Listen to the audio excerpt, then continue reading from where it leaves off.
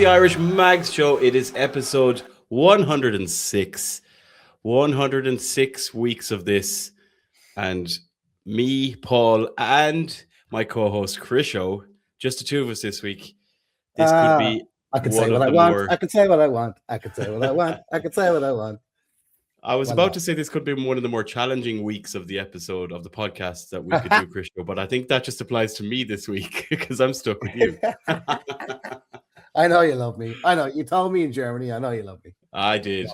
When we were 2-1 up, I told everyone I loved them, and then I think you told absolutely. You told everybody that. And I've even got videos of it.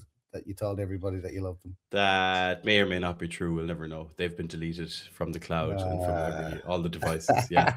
It's been a tough week, ladies and gentlemen, as I'm sure you're all aware. We recorded a podcast last week, which we titled, Is This the Biggest Week of Newcastle United Season? It probably was, but it has not been a very good week overall, particularly looking at Champions League performance, and of course that derby, which we're going to come on to, as well as chatting about another huge game coming up. We have a Carabao League Cup quarter-final clash. That's how old you are. Carabao, Worthington, Rumbelows, Littlewoods, Coca-Cola Cup. If you know, you know. So that's what we're going to be talking about. But before we get to all that, folks, it has been a tough week. It's been a lot of negativity online. So we thought we'd flip the narrative, and what we'll hope will be a little positive couple of minutes for you folks, because I have right here an exclusive, never seen before. It is, of course, the vlog from our own Chrisho, which covers our adventures in Cologne for the Leverkusen game in the Champions League. I've not even watched this as we record, but you're going to watch it first with everybody else. Here it is, Chrisho's vlog from Cologne. This is my vlog for Al. I was half an hour late because I'm an idiot and I didn't wake up. I'm with Cahill. I'm with Paul Madden. Yeah, absolutely. I cost these guys a pint. We're just on the bus to get over to our different weird I've taken out a grant for the lads. For surly activities to help Paul get home. We'll see you when we arrive in Dusseldorf. So here we are. We've arrived in Dusseldorf. We've got a train already to the airport. Dusseldorf. Yeah, we're still in the airport. Still in the airport. Brian Carr's on the wrong side. Brian Carr's on the wrong side. Can't take it anyway. This track. Cheerio. And now we go into Dusseldorf main station and see if we can get an earlier train down to Cologne. Probably not, but we'll get a beer anyway. So we'll see you in Dusseldorf main city station. Good luck. After a couple of quick beers, which were Beck's, we've decided we've arrived with Carol. Say hi, Carol. Hiya. And we're here in a kind of trading places, this little cabin. I'm in the toilet. Private toilet. Paul's in a private toilet, and we're on our way to Cologne, and it'll take 20 minutes, and I'm in the way of these people. But yeah, here we are. Look at our fancy second-class cabin. It's nice, isn't it? Ooh la la. Here we are, just arrived in Cologne, about to. Sorry. We're looking, wondering where the cathedral is. It's right there. There's Paul. There's Cahill. They're still alive. They need to get something to eat because they haven't had anything to eat. Paul hasn't eaten since 8 p.m. yesterday, but he's still there. He's still at it. So they're going to get something to eat. I had a very fancy Aer Lingus €11 on the flight breakfast. Ooh la la. So beers, and then drop our bags at the hotel and see what the bleeding hell's going on after that. Your ma or my ma? Lads? Your ma's. And now we're officially in Cologne. We've had our brunch. We don't know what it was, but we think it was pork with chips and mayonnaise, but we don't know what the pork was. What's German for badger? You'll know later on. So just got in for some polite afternoon drinking, and then back for maybe a Tom Hank. Absolutely. Said Cahill. Loads of food. And we met some Cologne guy, took a photo with us, super famous dude.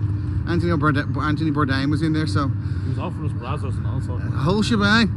So we're gonna go in, find what we can find, a couple of pints, and back for 4, bit of a drunken shower, and then back out on it again. So we'll see you in a little bit once we find our first pub.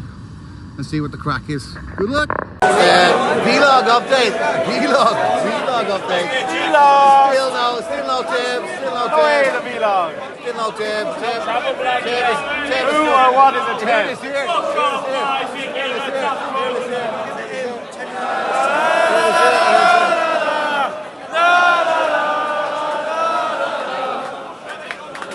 Still no Tim. I don't know where Tim is. Tim is stuck somewhere in Frankfurt. Cologne. Cologne. No, he's in Frankfurt. Yeah, we're in Cologne. We're drinking these. We're drinking like quarter pints, but it's going well. He is in an hour and a half.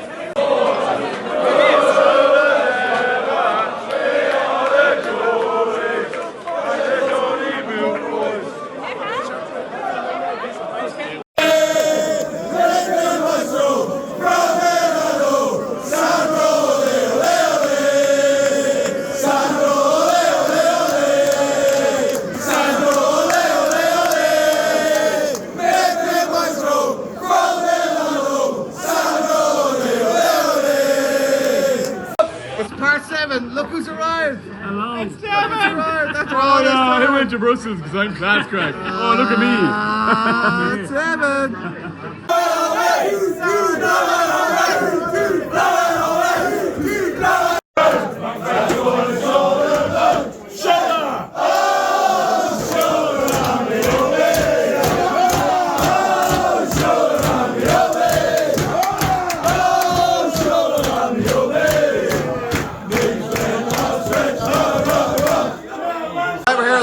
For part 7 of our vlog. Our vlog, not vlog, vlog. There's here. Hi, Tim. How are you? Welcome everybody. Sal's here. We've got our flag up. Chrisho said he's going to take off his hat. Never!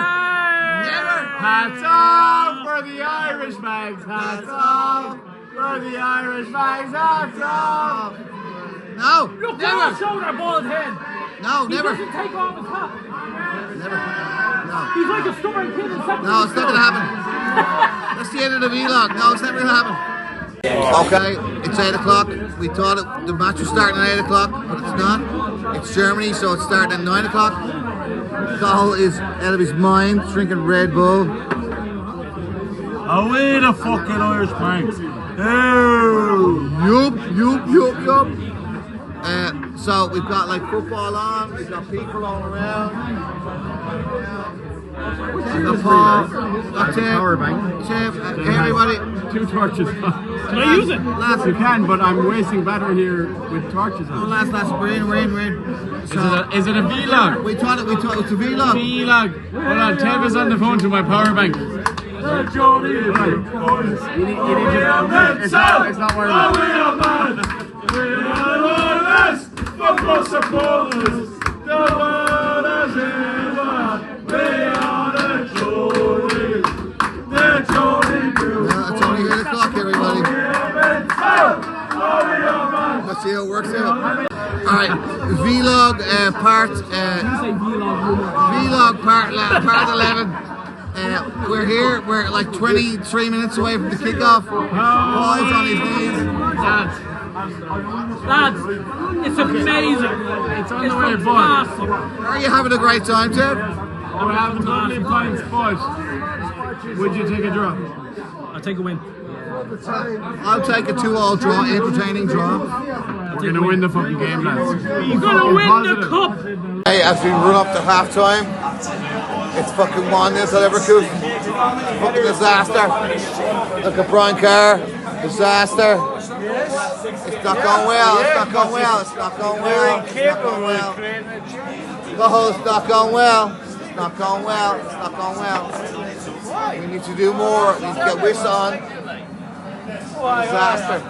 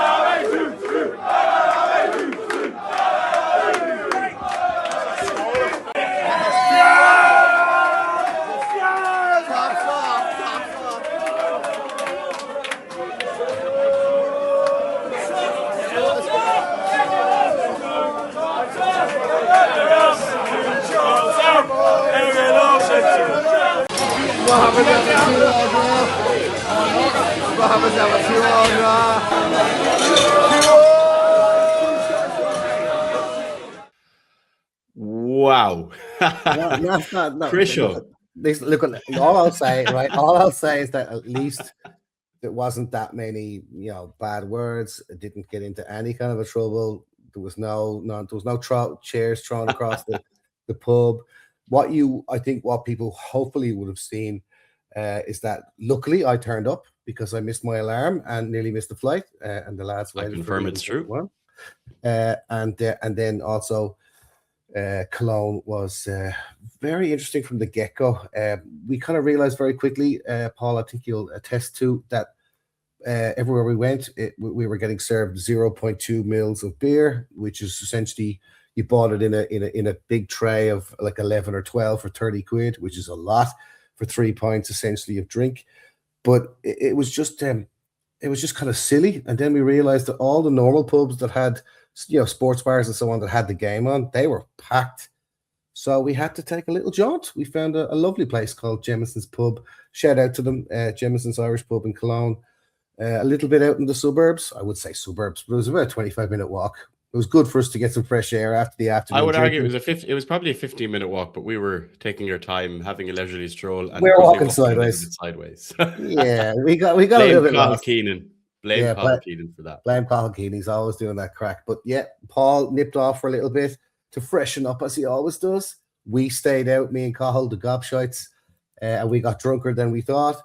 Then the most unbelievable thing happened that I can't believe, being an international traveller myself, that I didn't realize the game was on at 9 p.m. So what the hell we were doing turning up at 4 p.m. and just what were we going to do? Just get lashed out of it. So I hope you can see I'm sure you saw, Paul, we just get progressively more drunk, but in a very friendly Irish jovial way, I hope, not in a very internationally acceptable, and I don't think we upset too many people, which was good. And we had a good gang of Irish mags, and obviously a lot of mags from all over the world. So obviously from Newcastle as well, and the area we had as well in the Jameson bar was a great mix of people. And I don't know if it was a personal highlight or low light, but there was a point when a lot of tops were taken off to celebrate.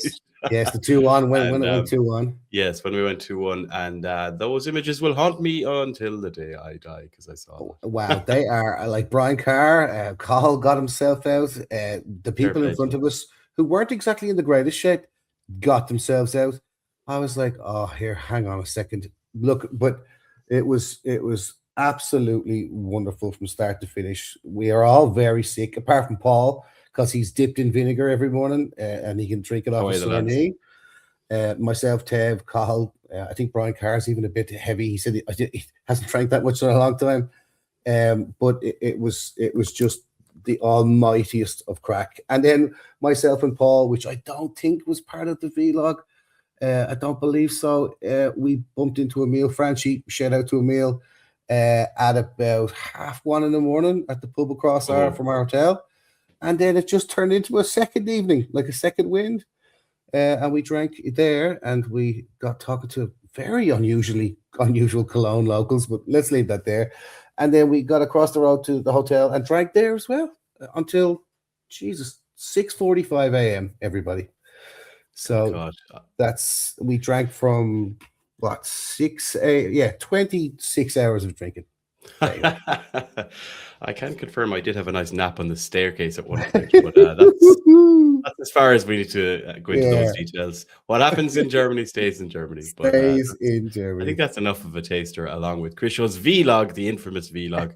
I even had our old friends, the Arsenal fans that we know tune into this podcast, asking about the vlog. So they'll be delighted to see it, Chrisho.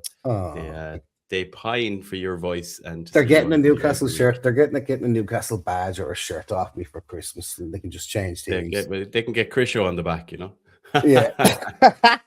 Fair play to them. Right. Let's crack on then, Chrisho. We unfortunately had to put that, well, at the time it was okay. We had to put that result very quickly behind us. Obviously, the game looked the result. Halftime, I thought we were terrible. By the time we got to halftime, the first half was really poor. I suppose a lot better in the second half. It looked a lot more like the Newcastle that we know. And then kind of things slightly return to business as usual. We concede another late goal.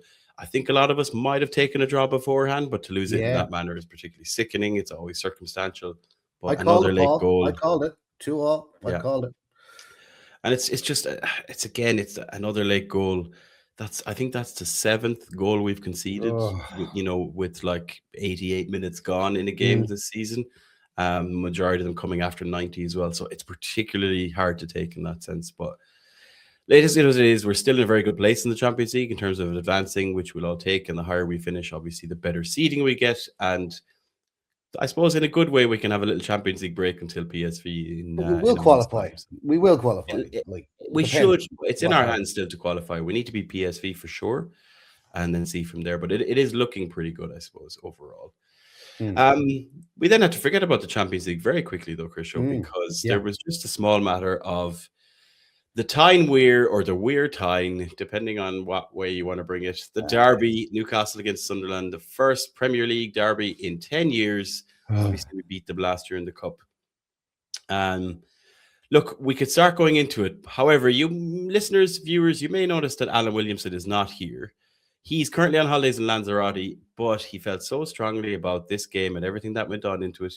He wanted to send us his thoughts. So we have a very brief audio note from Alan Williamson, who, listeners, I can tell you, had a few points in him when he recorded this. Have a listen. Hello from sunny Lanzarote. Just on that horrible defeat to Sunderland, let's be honest about it. It was absolutely septic from minute 1 to minute 90. Not one of our players performed, bar maybe Bruno, if you really want to say that. He wasn't great, but he was probably our best player. The only thing is, Sunderland didn't really test us too much. The only real shot on target in the whole game was Voltemada's own goal. But we created header, by the way, from minute 1 to minute 90. Nobody really covered themselves in glory. I really don't know if something has to give eventually. I don't know what it's going to be, but something will eventually have to give. I really disappointed in everybody. There was nobody on the pitch that really came out of the game covered in glory. Backline was poor, midfield was bypassed, Voltemada was anonymous, didn't get the service. Wingers were, to be honest, brutal. It didn't really bode well. It makes the game in March against them when we're at home season defining. It's just ramped up the pressure on that game so much more that we really don't need that. But it's happened. We're going to have to deal with that when it comes to it. Couple of big performances now in the next couple of days. Obviously, with Fulham coming up, we need a response. If we don't get a response, look, I'm not by any stretch saying Eddie out, but if we don't have a serious response in the next couple of games, there could be some talks of Eddie not losing his job instantly, but pressure certainly being ramped up on him. Oof. But hey ho, we'll go again. It is what it is. Enjoy. Oof. Sobering from Al, even though he's had like 10 sobering times. Thoughts. The sobering thoughts of a drunken Alan Williams. I honestly, you and I both, look, this is the one that I wasn't looking forward to if we ever did lose. 6 defeats, 3 draws in 9 league derbies. Now it is 7 losses and 3 draws. We haven't won in 10 derbies. I nearly was going to say to you, Paul, I don't want to do the podcast this week. Can we just forget it happened and then move on? But the lowest XG in 3 years of any Premier League football match was the match the other day. It was our derby. It was the for lowest both, for 2 teams in a match. Combined together. It was one of the. God, what's the word is insipid. It's usually applied to food and flavor and taste, but it was insipid. The whole thing lacked everything. It lacked all things that you want to watch when you're watching Newcastle United play football. It just, I was ramped up for it. I thought Bruno looked like he was on cocaine, even though he has that weird bubblegum he chews. But they were all looked like they were right and ready for it. And then within the first few tackles, within the first 10 minutes, I thought, hang on a second, something's not right here. Something's just a little bit off here. They're not getting to the second ball. They're not getting the tackles in. they seem to be getting bullied, as Keith Downey said, our friend Keith Downey. He said they were straight up bullied. And I thought, it's okay. It's okay. It's still 0-0 at halftime. Eddie will sort this out. Something somewhere along the line, and I know we're going to talk about this a little bit more, but something somewhere along the line, there's certain players within that team that have lost faith in other players. And some of them, I think, also have lost faith in the tactics. And that is a massive problem for Eddie Howe. The first time he's had a real massive problem at Newcastle in these 4 years, this is it. This is the breaking point here. I think he's built up enough credit. But at the same time, like Al said, that was, if we would have lost 1-0, getting 2 lads sent off and kicked them around the pitch and hit the crossbar and just were unlucky, and gave it all our best and just got unlucky, then you'd think, oh, well, goddamn, those Mackems anyway, we'll get them in March. But that was one of the worst performances I've ever seen of Newcastle United, ever. And I'm talking like Ashley year stuff when we had really mediocre mid-table players. That was absolutely shocking from the top-class players that we have. And honestly, agree. I'm glad I wasn't in the bleakers. I'm glad I was dying at home, sick. I was going to turn it off because it actually made me feel worse. I think it extended my sickness by another 2 days. But I left it on, but I was stunned. I was stunned in front of my cup of Leinster. I was crying into it. I just couldn't believe it. Couldn't believe it. I don't know, Paul, what you've got there, but losing 10 derbies or 6 or 7 losses and 3 draws, and then the lowest XG combined in 3 years. We got Newcastled. We got Newcastled in Sunderland. We got bullied, pushed off the ball. They broke down anything that we did. And to be honest with you, Voltonade looked pathetic because he's not getting anything. And honestly, I know I'm rambling a little bit, but do not get me started on Elanga and Gordon. If you can't beat your man and get a cross in, you shouldn't be playing on the wing. I'm sorry. You just shouldn't be. Elanga looks like the player that Man United let go from lack of confidence and not able to play in the first team. I think Dara mentioned, I think in the Irish Mags chat, he was let go because basically he just wasn't a confidence player and he wasn't able to play in the first team.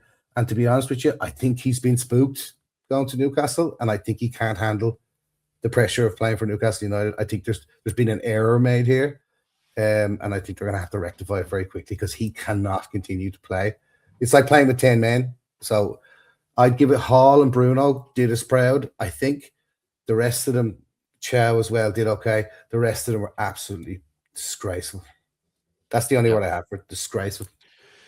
Yeah, I think it's pretty clear. There's a lot to unpack from the whole thing, really. But at the top of it there, you were talking about players not believing in each other and not believing in the tactics. And to me, like one layer above that is this is just such an unconfident team. When we see the body language, when we see them lining up now, it's like all of these late goals, the adversity we've faced, some of the shit results. Obviously, these players aren't blind to social media and all of it, but it's like all of it is just broken. They just look a bit broken. They just look like they're not enjoying their football. Yeah, they're not enjoying it. When you're going out in a game like that, it's not just, okay, you need to be revved up for the occasion and knowing that it's a derby and all that, but you need to be kind of buzzing to go out there with your team and going, lads, here we fucking go. And not every team is going to have that all the time, of course, but it is usually something we have had, particularly for big games or in terms of that mentality, bouncing back or springing back, but just not seeing any of it. And I don't know, is it that exhaustion, that mental fatigue of going to Germany, we're 2-1 up, the euphoria that surrounds that, and Louis Miley's getting on the score sheet, and then once again, bang, 2-2. Now, they kind of no one else but themselves to blame in terms of conceding those goals late. But I'm just wondering is, at the starting point, before we're even on the pitch, is there actually a lack of confidence in how good we are as a squad, as a team, and then that belief in each other and the belief in the tactic? And it's not something you can switch back on. It's not something you can coach. That confidence gets earned by playing well and getting results. And maybe there's elements of bad luck here and there. And all the circumstances coming into the season with the Isaac situation and everything going upside down. And, you know, I'm sure there's a lot of players who were very much down in the dumps when Isaac left, because you're like, okay, our star player is leaving. What is this? You know, what does that signify? What is this project? And What is the yeah, project? exactly. And that was always going to be hard. And then I think, you know, Voltamati comes in, scores 4 goals, 5 goals within, you know, 6, 8, 10 games and whatever it was. I think that definitely put a spring in our step, and we got those good results in the Champions League as well. But the cracks have started to develop, I would say, for sure. We all wanted to see rotation. We started to see a lot of rotation, and it's not working. But just to go back on the new signings, I think the new signings thing is for me, this is the biggest issue, because realistically, Voltamati has been good, but I would say 60% of his time and of what we've seen, and that's fine. He's young and he needs time.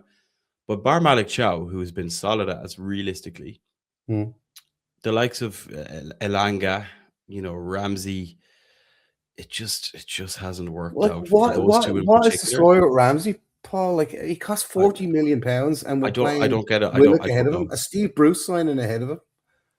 I was thinking about it, right? And the only thing that I came to with this is that they want to put Joe Willock in the shop window. I mean, that was the only thing that made me think, why would there be a justifiable reason? Because there was a point where a couple of games back where he started Willock ahead of Ramsey and has brought Willock on ahead of Ramsey. There was nothing in Willock's form to suggest he deserved to be. Now, we don't see training, obviously, right? But there was nothing to suggest Willock over Ramsey. Now, equally, there's nothing strongly saying Ramsey over Willock. But to that point, why spend 40 million on this player who we've seen what he can do at Aston Villa? Granted, he got a bit of an injury. Willock wasn't even really playing while he was injured. And then it's only when Ramsey's back fit, we start to see a bit more Willock. I don't really understand it. So, but it is dangerous territory now, because I agree, Elanga was terrible against Sunderland. Oh my God. Like, it was awful. And it was really basic things.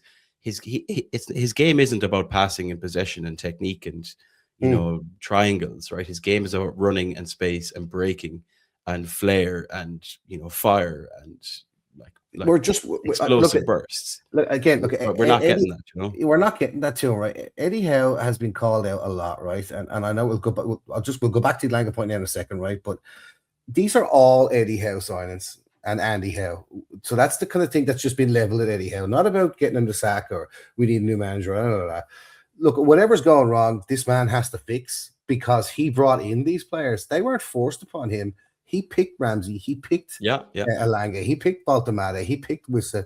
And Elanga's, just to go back to the point, Eddie Howe is trying to get Elanga to play a different game, to fit into a different system, right? He also said something very interesting today, where they cannot play the same high-intensity Newcastle United, go and smash them kind of football 3 times a week. He hasn't got the squad for that. The lads don't have the fitness for that. And so he has to start to play a little bit differently, right? If there was ever one game that Joe Linton should have played, this was it. Yeah, this 100% was it. And Ramsey should have played, and Murphy should have played, being a Newcastle fan. These people should have been involved. Eddie Howe is getting it wrong. He's being advised incorrectly by Jason Tyndall or whoever else, because anybody can do it in training, but when you go to play it on a football pitch, it's very, very different, as we all know. Ramsey should look at. Let's go back to the Elanga thing for a second, because I really believe, and I can't see it, I really can't see him turning the corner here. I don't know about you, but that was one of the worst performances I've seen of any player in a Newcastle jersey in a long time. He looked completely lost. It looked like he had no idea where to stand, where to run, when to run, who to do the 1-2s with. And some of his touches were just, it's like as if he was nervous before he even got the ball, you know, and he just panicked. You know, he shuffled his feet a little bit and he just lost the ball. And don't get me wrong, Sunderland did well in terms of, I hate saying it, but they were all over us in terms of press. They didn't give us 10 seconds or 1 second to think. Yeah, they didn't. And also, one of the things I observed, and I was saying it to the, so a few of us watched it in Galway, in the pub in Galway, actually. Shout out to all the meetups that happened, actually, for the Sunderland game. Yeah. We had Dublin, Cork, Sligo, and Galway in the end. One of the things I couldn't help notice, and I wasn't sure if it was the size of the TV screen and the zoom of the camera, but the pitch seemed quite small and narrow. Yeah. But I think that that's intentional, and again, that's another thing that just doesn't suit Elanga. And again, these are question marks that you might raise to say, well, is this the right game for Elanga then? In a narrow pitch, in a game where Sunderland are going to strangle us more than likely because the fire in their bellies, because it's a derby and all those things. I thought it was a big gamble to take on Elanga. But again, you come back to that debate of, are you just not going to play these lads? And then by not playing them, you're admitting that you spent 95 million on two players who just aren't good enough. No. Now, I'm not saying that either aren't good enough, but I think that there will come a point where Eddie Howe's going to have to look at it and go, right, am I going to keep trying to get these guys in? But he has to give Ramsey a game. Or, by not playing them, is he suddenly admitting defeat? So if we start to see Murphy on the right and Barnes on the right or Gordon on the right, is that a clear admission of, okay, we've made a mistake here on this signing? And what's that going to do for Elanga? So it'll be really interesting to see how they manage that situation. But on Ramsey, I think there's no reason not to play Ramsey against Fulham. And we're going to talk about Fulham in a minute. Because, again, it's like, well, who else is covering themselves in glory? Tonali's going to need a rest. Is Ramsey injured? Is he? Or no, he's not injured. He was, but we don't have anything to suggest he's been injured because he's been back in the squad. He has played. He has had runs. But all of a sudden, he's just not even getting on the field. Yeah. Now, I mean, I know the last day, probably an unplanned substitution is Byrne coming off early and Cher coming on. And then we made that triple substitution, which I really don't like seeing happen. No. Making the triple at once, and then suddenly you only had one change left. But I don't understand if you're Jacob Ramsey kind of looking at it going, well, who has done anything to deserve to get ahead of me? Bar, obviously, like Bruno, I would say, and it's not the same role. And Miley has obviously gotten on the score sheet a couple of times. But I think, yeah, he definitely needs to see more Ramsey. I think otherwise it's a case of, well, like we said, why sign these players if you're not going to play them? He is giving Elanga the chances, and maybe they need to go back to the drawing board there to figure out how to get his mojo back. But look, time will tell. You kind of talked about it just there a second ago, right? And I hate to say it, and I hate to say it to everybody who listens into us right now. I'm really sorry about this, but this Isak-sized hole is starting to swallow some of these guys up. We are a completely and utterly different team with Isak up front. He gave us confidence. We knew when he got the ball he was going to do something. We knew he was fantastically talented. He was on a high. It made sure that our guys were on a high. They were confident when they crossed the ball in or when they looked for something, he was there. And it's gone missing. So if you have a front line of confidence-based players who are lacking confidence collectively, Lord help us. Is all I'm going to say to you. Well, I think the answer then is you got to look at the system and say, well, we know Voltamati isn't Isak. Have we changed the system sufficiently enough to account for that? And I would argue no. And No. Again, maybe a bit hamstrung without Wissa, but I don't see at any point Eddie kind of looking at it going, well, right, Voltamati isn't the runner like Isak. He's not going to lead the line to the same extent. There was times where Gordon was running through, or Langa's even run through, and Voltamati's behind them because he's come deep and he has linked up the play. In that case, you got to adapt the system, and that's either looking at it and going, right, well, now that Wissa's back, he has maybe the opportunity to go, well, we could play a 10, right? We could play Bruno and Tonali in the middle, kind of a little bit deeper, and then have Voltamati or Ramsey or Willock if you have to. It doesn't matter, as a 10 that's linking up with a Wissa or vice versa. But at no point have we seen any major system shift, bar the old three at the back, which just gives us nothing.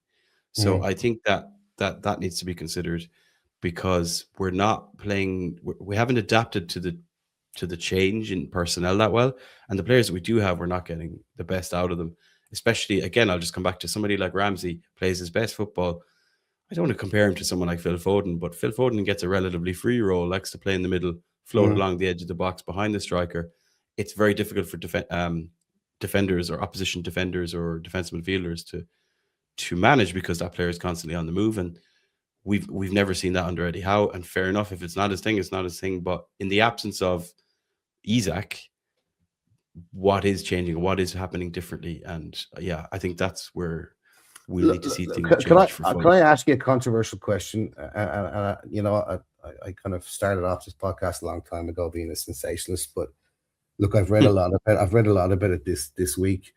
Eddie Howe is not good enough manager to take us any further step. He's delivered the Carabao Cup. He's a very fantastic man. Give him a statue. Fond memories. But look, your 5-year plan, your 5 years is up, and the owners will be looking at getting a different manager in. Unai Emery obviously was leading it with Eddie. Obviously, I don't know what happened there. Essentially, maybe Amanda just wanted to go with Eddie, but Unai Emery now looking chasing Arsenal, getting the best out of all the squad. Had a bit of a bad time at PSR, had a bit of a bad time with injuries, but still getting Aston Villa to play incredibly well, and has lots of different tactics, lots of different formations. And people were drawing comparisons with the way Unai Emery runs Aston Villa squad with how Eddie Howe does it. And there's a little bit of technical naivety there. And I've heard it a lot this week. And the question to you, Paul, is Eddie Howe running out? Is he running out of time? Is he running out of time? What I would say is, so Eddie Howe has proven us wrong quite a few times in the last 4 years. If we draw back to last season, you know, we got beaten by Brentford, and we got beaten by with some really bad results there in November 24.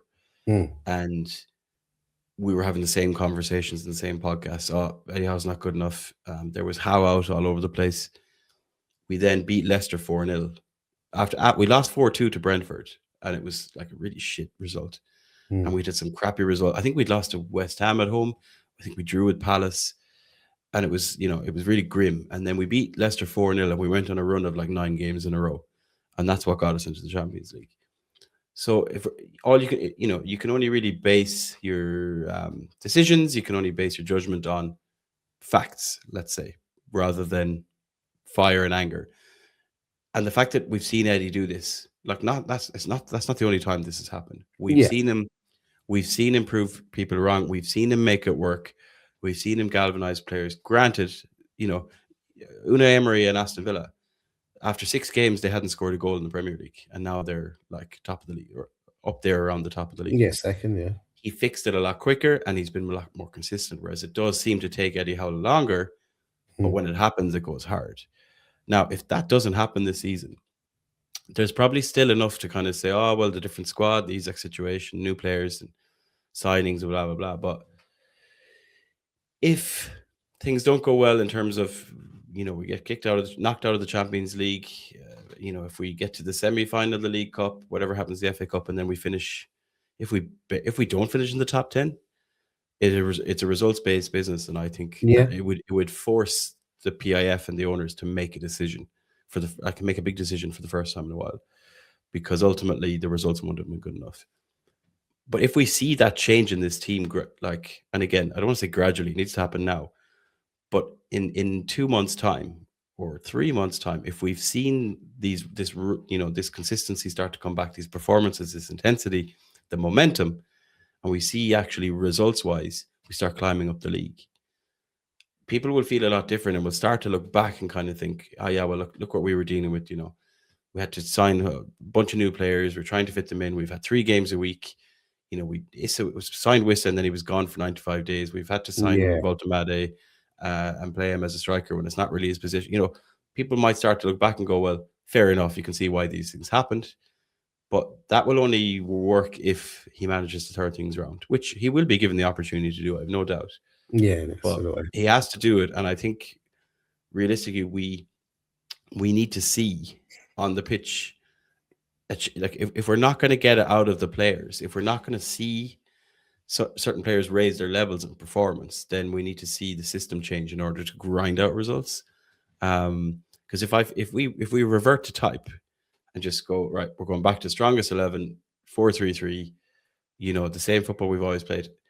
If that doesn't work, he's going to be in trouble, I think. But I think it's too soon to say, you know, he's not the man. What I would say is, if we go through the season and we don't even come close to showing that momentum and that form and that performance, those performance levels, combine that with those new signings not working, particularly Elanga and Ramsey, and then everyone's going to look at Eddie and go, yeah, well, we can't stop making excuses. This is on you. I think that also a lot of it relies on Wissa as well. It's going to be such an interesting few weeks and months to see how Wissa settles into this team. Because if Wissa comes in and can score 10 goals in the next 3 months, that would be huge. But if he doesn't, he was a toenail away from getting the equaliser. He was, yeah. And that's a player that we're saying isn't match sharp, isn't match fit, and obviously just hasn't been playing a whole lot of football. So time will tell for me. I think let the season play itself out. He's going to need that time. I think we should still get behind the team like we always do. If we get a little bit of run in the League Cup, if we have a good time in the next round of the Champions League, and just start to grind out a couple of performances and get a bit of luck, a bit more luck than we've gotten previously with late goals and with whatever decisions, I think it can flip very quickly. We're 5 points from 5th, or maybe even 4. Yeah, no, I know. Table, so I know, but we keep saying this. I know we keep saying it, but we're still at a very early stage of the season where it wouldn't take a lot to change our fortunes. We just don't have the luxury of dropping points now later in the season. We need to now start getting I don't think he has not the level of players, the mentality pool within Nous. Yeah, the Nous within those players to do that. He did before. He had Wilson, he had Longstaff, he had lads in the clubhouse, as it were, getting everyone G'd up every day, giving it sucks, talking about this, talking about that, really being honest with each other. I don't think they have that. Like losing Byrne now for what could be 3 months, possibly. I think they're saying 6 weeks. Yeah, but he's got a bruised lung and 2 fractured ribs. Yeah, he could come back in 6 weeks, but he might not. I mean, how he was allowed to continue is another big question mark. Yeah, how the medical staff allowed. Maybe he just said, "No, I'm fine," which is okay because you have to take it at the player. But as soon as he ran away, you could see he was struggling. Oh, he was in agony. He was in agony. I mean, I actually broke a rib playing football about 2-3 years ago. I couldn't stay on the field. I could barely breathe. Do you know what I mean? And it was only 1. So anyway, we digress. So look, it's a big ask. It's a big ask to take Dan Byrne off the pitch in the derby. I mean, he's the last man that's going to win. Look at January. January was about attacking wingers, another more creative midfielder. Now it's all about defensive. Now it's all about getting defenders. Yeah. I mean, Botman. All of a sudden, the narrative has flipped. Yeah. I mean, we might even see Alex Murphy get a run because it's seemingly with Botman out, with Kraft out, with Trippier out, with Lascelles apparently injured from doing what I don't know, and now Byrne. We have 4 first team defenders plus Alex Murphy seemingly available. So who knows? We might see Galway's own Alex Murphy against Alex Murphy, which I would love to see. That would be fantastic. We're going to take a quick break and then we're going to come back. We're going to spend about 10 minutes on the Fulham game and talk about meetups in the Irish Mags community. Be right back. The Irish Mag Show is proudly sponsored by The Half Volley and FSH Training Limited. The Half Volley provide high-quality, customizable clothing and merchandise catering for all sports teams, businesses, social clubs and events, including, of course, the Irish Mags, with a new range available over on their website, thehalfvolley.com. FSH Training Limited offer a wide variety of training across the fields of fire safety, first aid and manual handling. All of their trainers are frontline emergency service workers with extensive instructing experience, ensuring realistic, professional training. All of their course options and details are available on their website, fshtraining.ie. Welcome back to the Irish Mags Show. Right. Let's put all that behind us. The negativity. It's a cup of vodka. Derby, the cup straight vodka. The derby is out of our minds. Leverkusen is out of our minds. Injuries, silly things. I think right now, Chrisho, all we can do is focus on the next game, which for me could be coming at an opportune time because we have a quarterfinal of the League Cup in which we all know we are the defending champions. It feels like this is a good opportunity to just go, right, we've got one game. All we need to really think about is one game. You know, a lot of the time for the last few weeks, even though Eddie Howe will always say, well, I'm only thinking about the next game. Yeah, he's had to think about 3 games a week, Champions League, some big games. You know, we had Man City in there and obviously the Champions League and all that. Now it's just right. Of course, I know we have Chelsea coming at the weekend, but in terms of what this game could do for us, in addition to getting us into the semi-final of a cup where we are the holders, this feels like an opportunity for us to go, right, let's just forget all the bullshit, forget all the nonsense, forget the stress. Let's go and play in St. James's Park, which we love doing. Let's go and play well and get these fans cheering us on, which we love experiencing. Let's play well together. Let's create some chances. press some opposition players and score some goals and just have a good time, enjoy playing together, go back to a little bit of basics and go and say, right, well, let's go and beat Fulham, get ourselves into the semi-final of a cup. This is a lot better than like Fulham away in the Carabao Cup, where people would just be like, "Oh my God, this is a disaster," because they'd just be carrying over the Sunderland hangover right into it. But to have 2 home games to kind of really build us back up a little bit, beat Fulham, even though I think that's going to be quite a difficult game tomorrow night. And then Chelsea, we always have a good game against Chelsea. Look, we need 2 wins to bring us into that, the Stevens' night match against Manchester United, man raid as it were. But it's a really, really, someone in the universe is looking out for Eddie Howe to see that there's 2 home games after that terrible performance against Sunderland. So he's got an opportunity here, and I really do hope. I mean, I don't know how long it would take somebody coming back from 95 days out to get up to speed. Jeez, I really hope he can give Wissa a start. Start Wissa, just do it. Or not, maybe not tomorrow night. Maybe against Chelsea. Give another 4 or 5 days and then play him against Chelsea. But get him on against Fulham if we're running tight here. But I'm really expecting like a massive reaction from some of these players, Paul. Like they must know how. Like they must have watched it back and gone, Jesus, we were terrible. What's going on here? They know big time. And what you'd hope now is that it's a case of, right, lads, we won this competition last year. Do you remember how much crack that was? Do you remember how enjoyable that was to win that trophy? For the guys who were there when we won it, the lads who weren't there will have heard about it, will have seen it, will have talked to the lads about it. You'd hope that it's enough incentive to kind of to come back to what I'm talking about. Let's go out as a unified team. Yes, there's game plan and all that, but ultimately what everybody wants to see is the attitude, that bit of aggression, that bit of ruthlessness like we've talked about, and a bit of swag. We're at home. We're the class players. Let's start playing like that. That's the team we are, can be, and should be. Yet let's use this game to do that. So the real question is, Chrisho, before we do predictions, what are of course, there'll be rotation and changes. We have injury issues. There are defensive question marks. But for you, what would be the big changes you'd like to see in terms of selection and tactics? I'd like him to try something different. I know, again, like he's not going to do this, but I'd love to see Voltemade.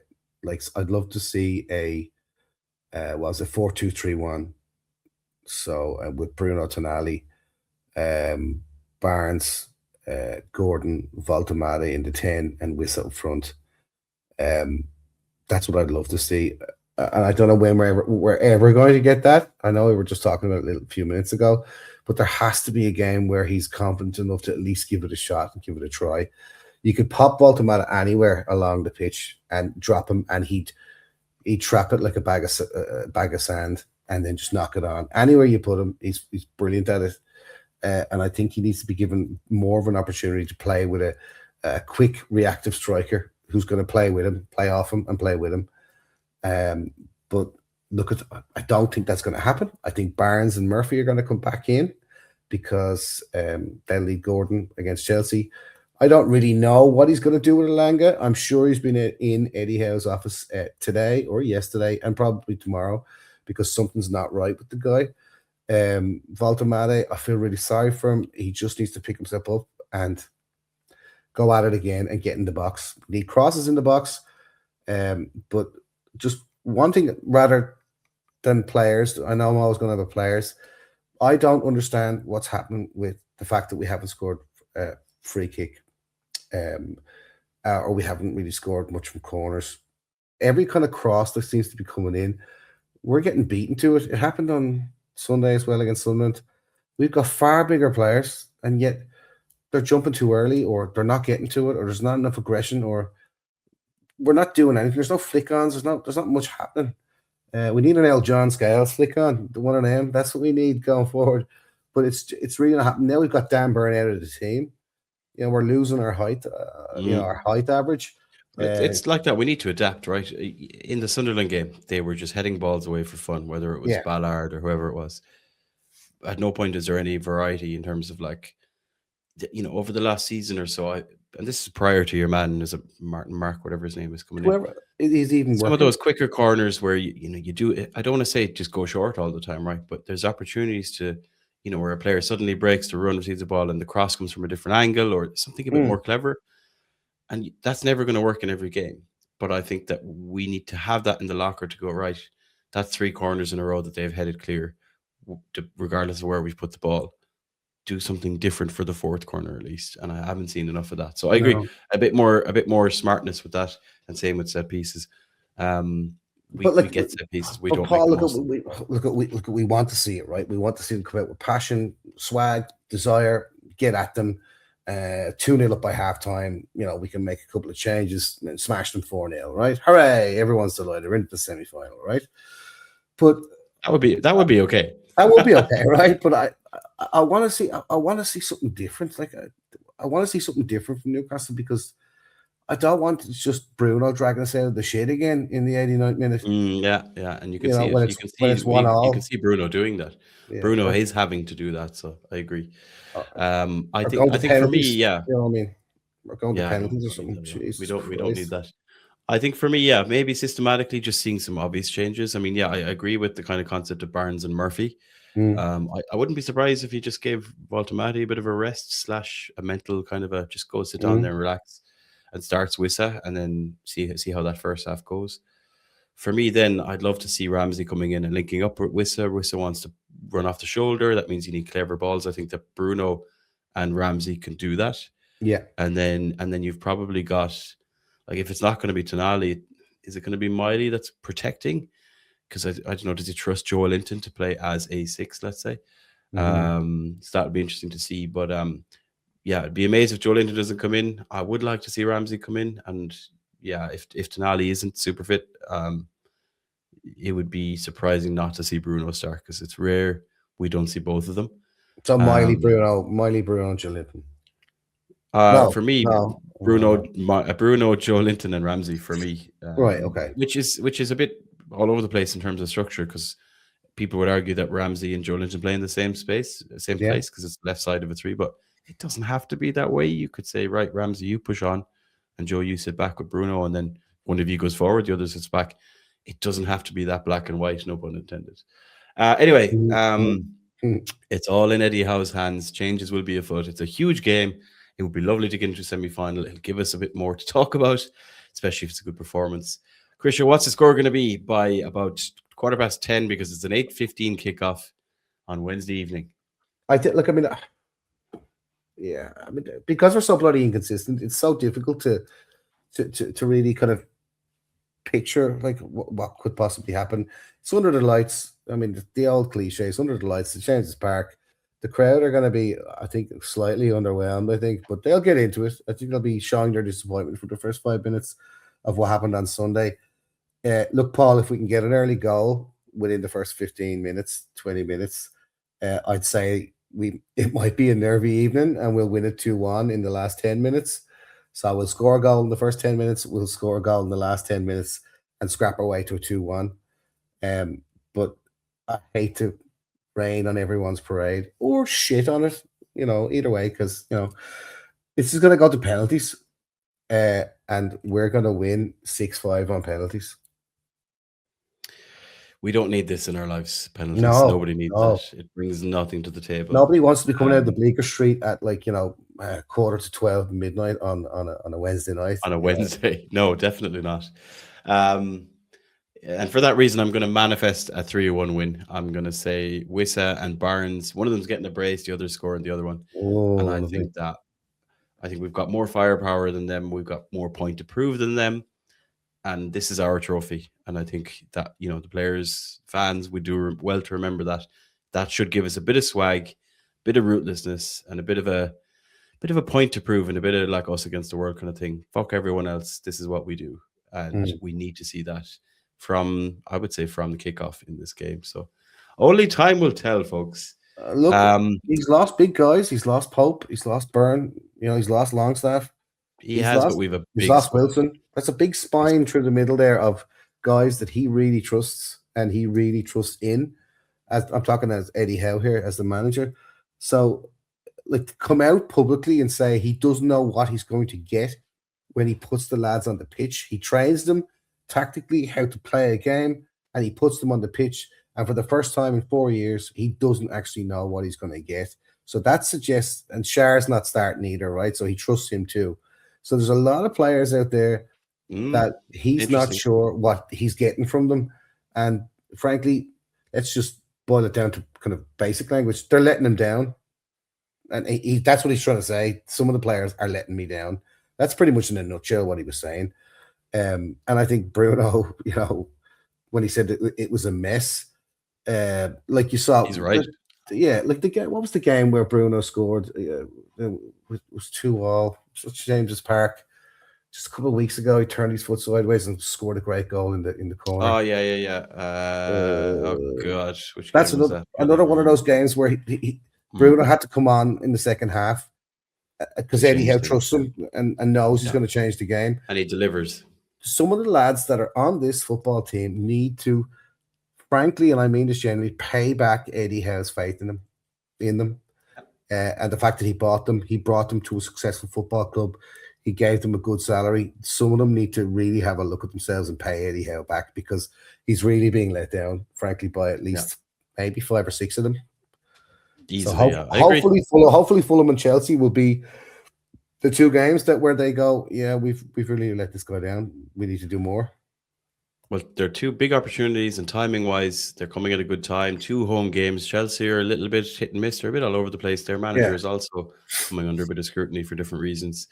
So, yeah, there's no reason to not think we can get 6 points from these 2 games, but we need that belief back. And like Chrisho just said, we need to see the team playing for the manager.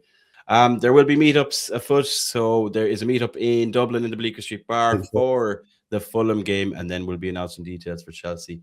And keep your eyes peeled. Over Christmas, we will be putting out a widespread communication about a national meetup happening, not in Dublin, eyes emoji, but another big away day happening in Ireland, where everybody will be invited to come and join. It is a big game happening in the new year, and more information on that to come. So keep your eyes and ears peeled. Thank you very much, everybody, for dialing in this week. It is Christmas next week. We hope to get a podcast to you. If we fail, it's because we are drunk and or full of turkey and ham. But we will do our best. And hopefully Alan Williamson will be back in one piece. Chrisho, thank you very much for battling your sickness to join me this week. Pleasure, and Paul. For some very questionable vlogging skills. And I looked after you. I took care of you. This man, everybody, is on this podcast because I looked after him. He would have ended up on a train to the Ukraine or something if he wasn't being looked after. Man was on his holidays. I suppose, Chrisho, after 106 episodes, I've been looking after you for 105 of them. We might as well let you look after me for 1 week.